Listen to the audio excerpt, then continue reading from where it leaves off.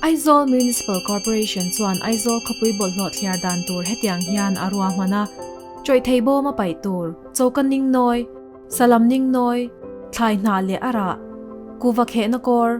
ar hmul le adangte choi theilo bo ma pai tur dar thlalang thir chelret savun le khapuan le adangte hengte hi ashanga fun tur ani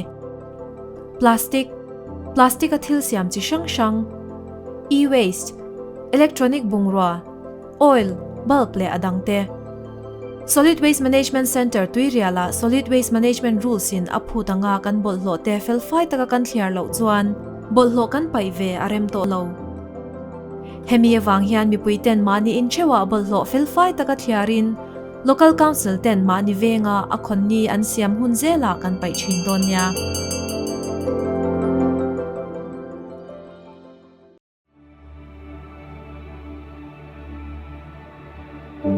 kan chena leilung kan ram mun fai le nuama siam turin mangai le dua takin ke ka pen ve china ma se mo nang le ki hian amun ne lawa bolo kan pe awang te apai dan tur dika kan pe lo wang te hian mun fai nuam kha mun choplet ten om an chang zowa mun fai nuama siam le turin nang le ke ve khi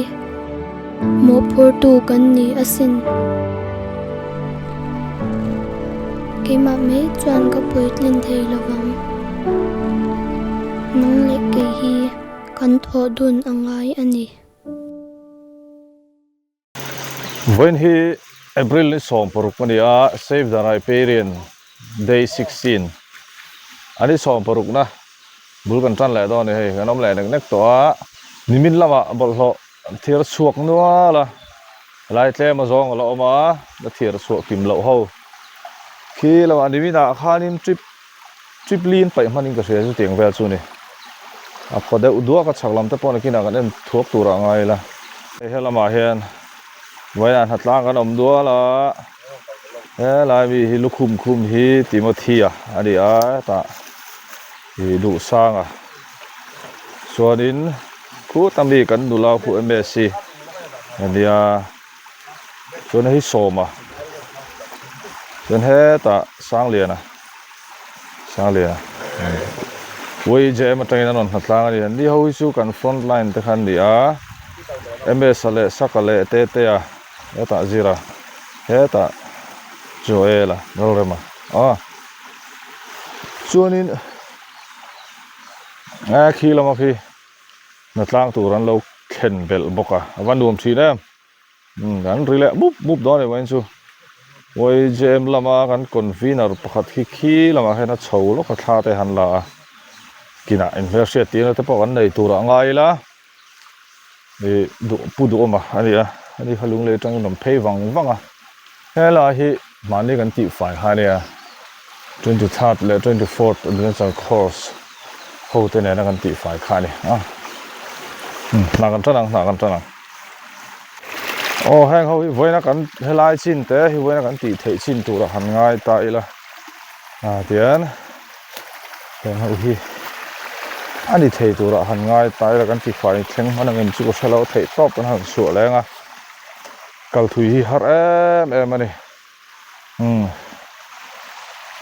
thian zara natlang kan tama kan ti fai thei tu ra te po han ngai tai la hang ho hi be le tu te an ni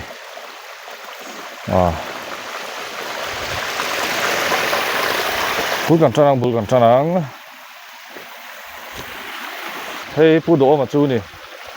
lai palian pui hi ani hi lung lei lam ania oi je ma ha kan convener ani boka Timothy te soma te du sang te ho kha chu khi ta kha ron zoom vek to sewa phoi tripod kha ka da le man le te hi le khai hot ve mo sorry team phoi an bon chuang ka da ani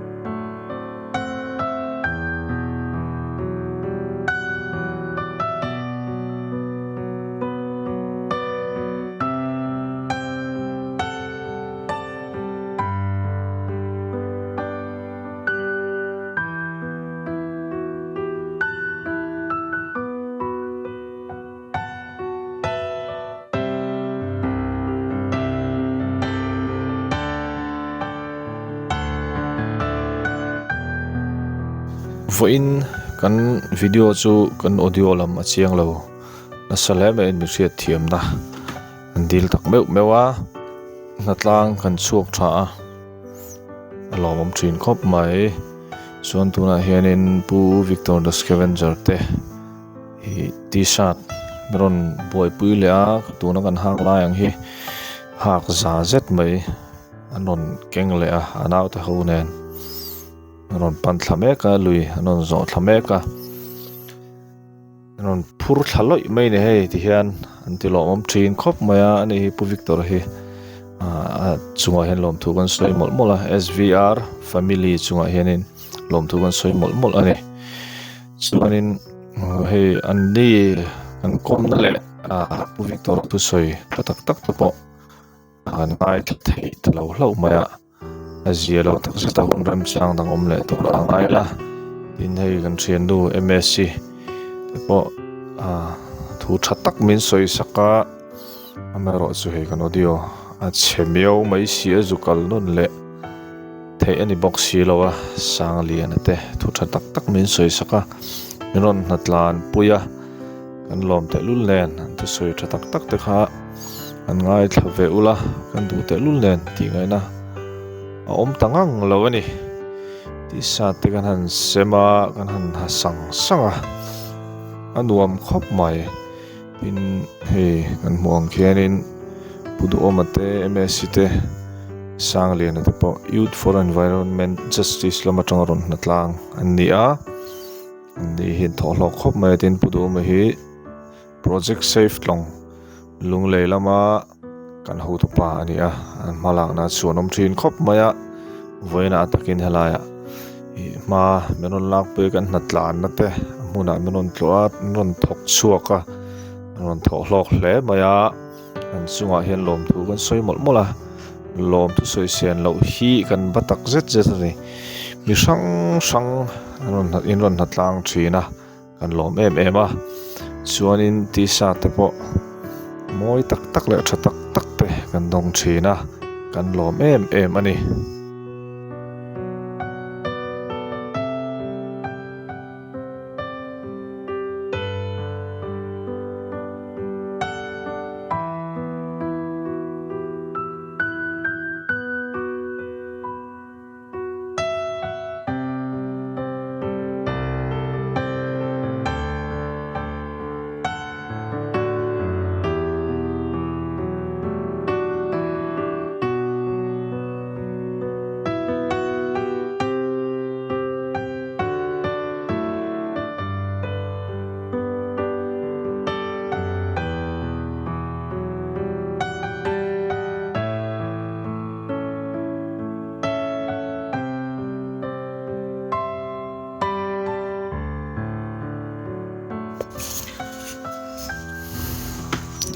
heng zawng hi voina kan hatho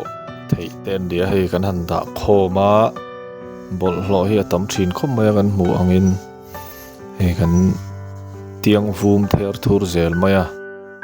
hei ti hian helaya po hian vum thur ma heng hi voina zawng kan pek man to don lova naktuk lama bol hlo pek na hei kan thok le char charanga hianin kan vum thur zel mai tin tuya tanga kan lak suate ni thina wangin a hu lu tukhan a rit thina ti hengan han da rawa naktuk lama kan pek le anga he lama pa hen ti hen be ngar maya lui sira lui kuang sira mi ho tom khom ho te kha be ngar thin ni helai point en taila ti hianin a chung lama lei tak chave deuh to om te po hi a hnoi lama hianin troi thelo bol hlo kan pai ho kha ti hian ain no khom tlat thina amaro chu heng te po hi ke ni tan chuan tun din huna chuan phor rual ani lova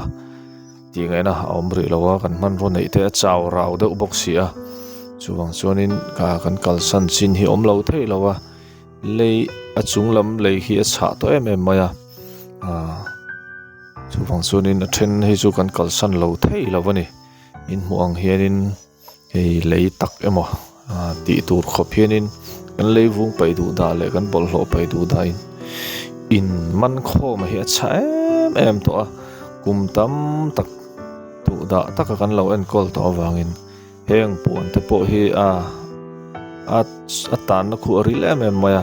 ti khonin kan phor vek seng lova pon than pui kha pon than pa nga yang hlup mai khan ti hen kan phor chuaka phor chu thei lo china chung kan han tan lop boka phor chu vek hi kan du view na in ti ngai na om lo chin kha om ve thin box si a chung te chu kan han choi lang le thuak tu bok ani chuan hei thlang lama hianin naw te hoina hela hi bo le lok te ngan ti hei an han ti le sanga fai le kur to ma voin natlang le ni dang natlang te po kha kan thaw hlok thin em maya alomom khop mai thanem kan ngai tlang tu te po tin gp lama tha tho thei lo te pon gp lama tangin inon tang na em thina kan lom thin tak zet ni hei helai chin te hi kan han be lenga fai kur maya tin bol lo hi anget lo fu deuh hi om ve thina chung te po chu na thi sot ve thin ni lang kur thina alom om thin khop mai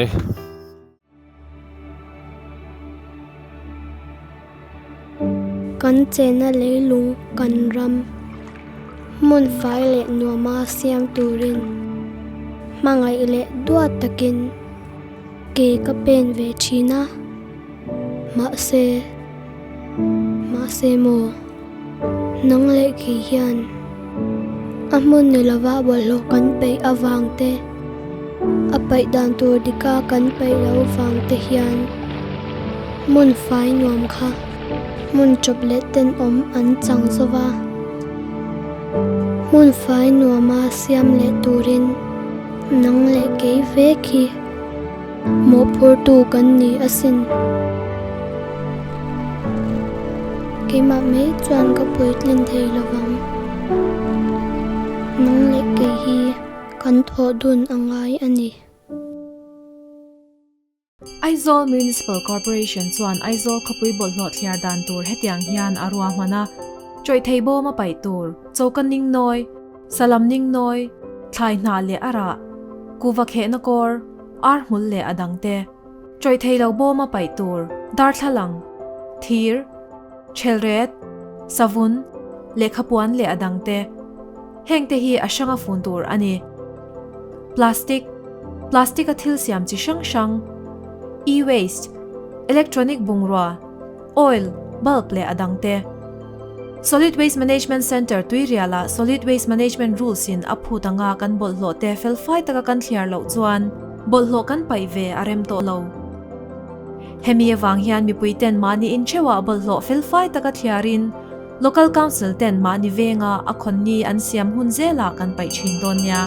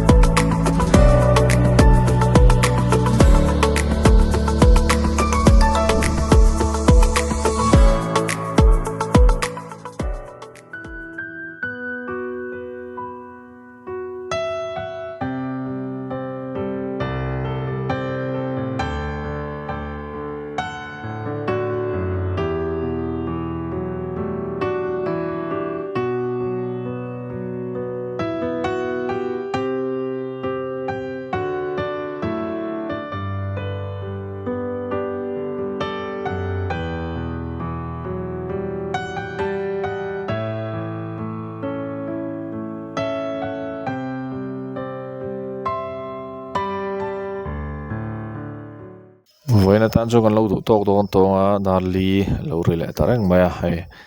mình chỉ cần thọc nem khóc máy lò mắm chhe này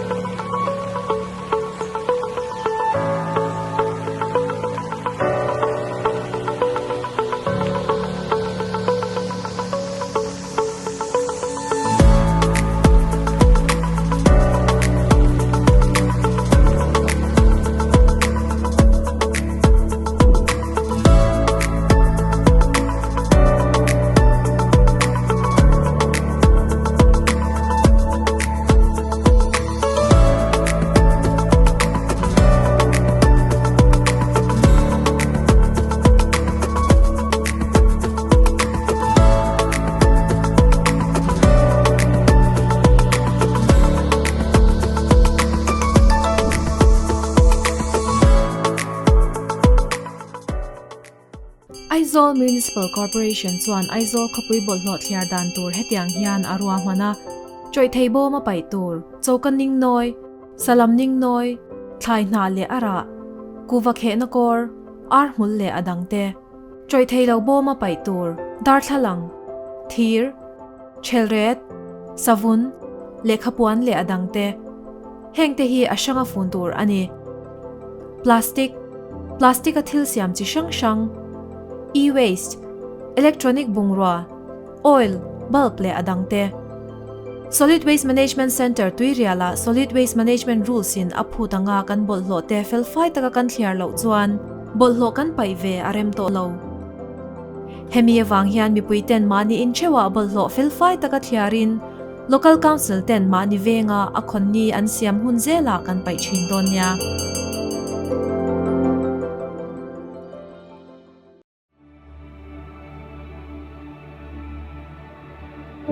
Kan chena leilung kan ram mun fai le nuama siam turin mangai le dua takin ke ka pen ve china ma se mo nang le ki hian amun ne lawa bolo kan pe awang te apai dan tur dika kan pe lo wang te hian mun fai nuam kha mun choplet ten an chang zawa mun fai nuama siam le turin nang le ke ve khi mo phur tu kan ni asin ke ma me chuan ka puitlin thei lawang nang le ke hi kan tho dun angai ani